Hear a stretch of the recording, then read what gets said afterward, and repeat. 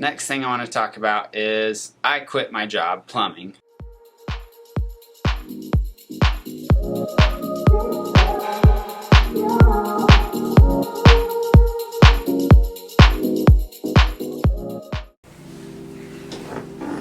Hey YouTube, hope everybody's doing alright. First off, I just wanted to point out, because I'm sure some of you have already noticed, that 70.3 Texas was way back in the beginning of April, and now it's August. So to explain a little bit about the time gap between my videos, to be honest with you, I was just a little bit nervous to put stuff on YouTube.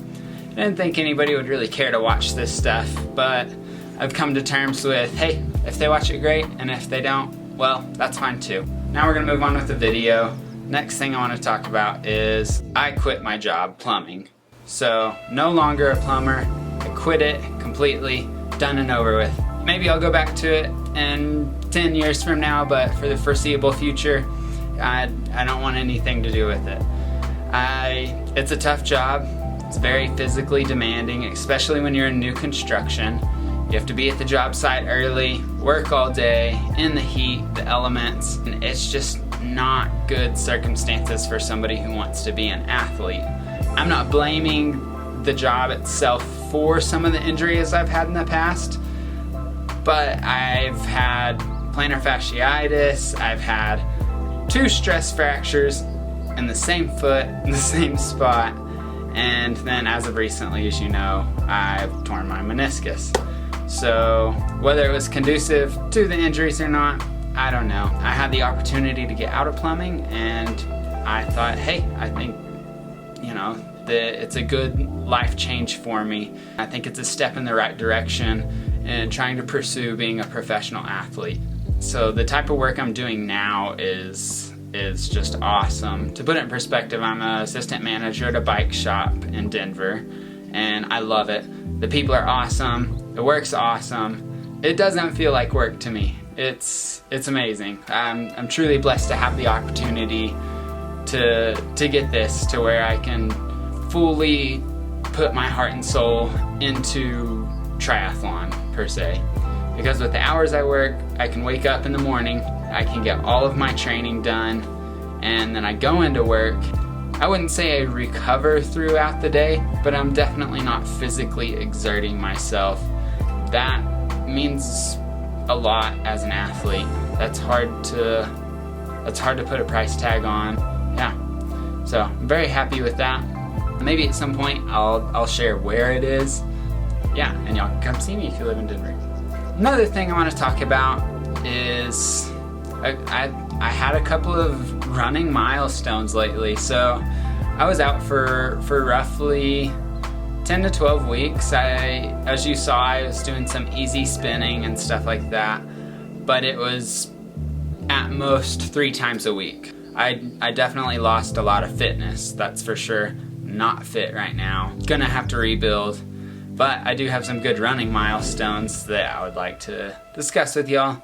And in the next couple videos following, there's gonna be some more action. It's not just gonna be me sitting here talking to you guys all bored to death. You're gonna see me putting in some work, and it's gonna be a little more active and exciting. To get into the running milestones a little bit, one of them was this past Friday. I went out for a run with a buddy. It's supposed to be a 50-minute run. He's a great dude, and I really enjoyed talking to him. We just kind of lost track of time and ran out a little too far. So we ended up running a little over an hour and 8 minutes.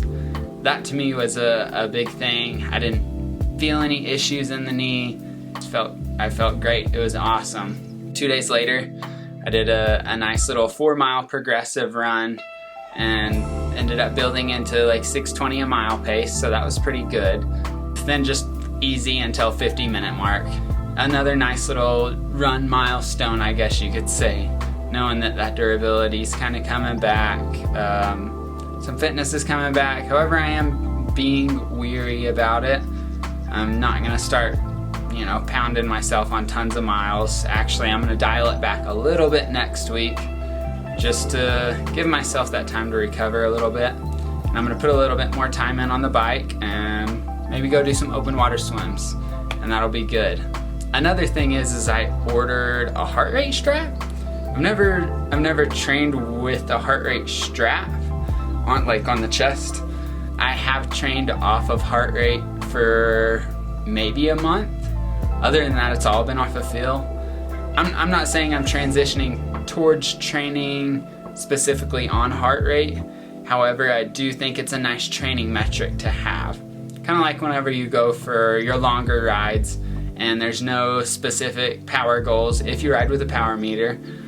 But it's nice to check and see kind of what you did at the end of it and see where your fitness is at.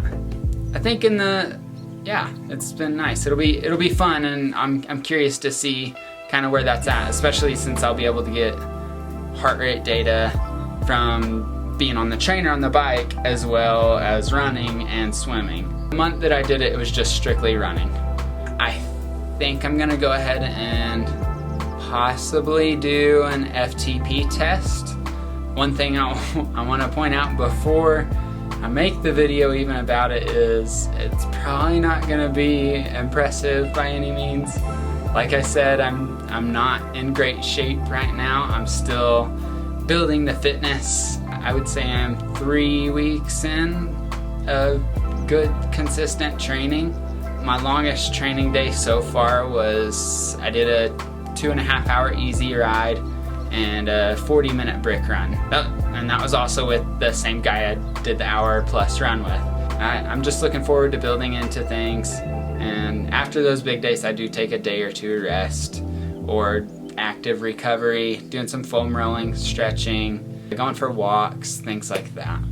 Yeah, just wanted to give you guys a little update of what things are gonna look like in the near future.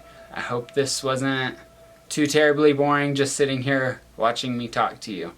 Well, I hope you guys decide to keep on watching. I'd love to see everybody in the next one. Thanks for watching.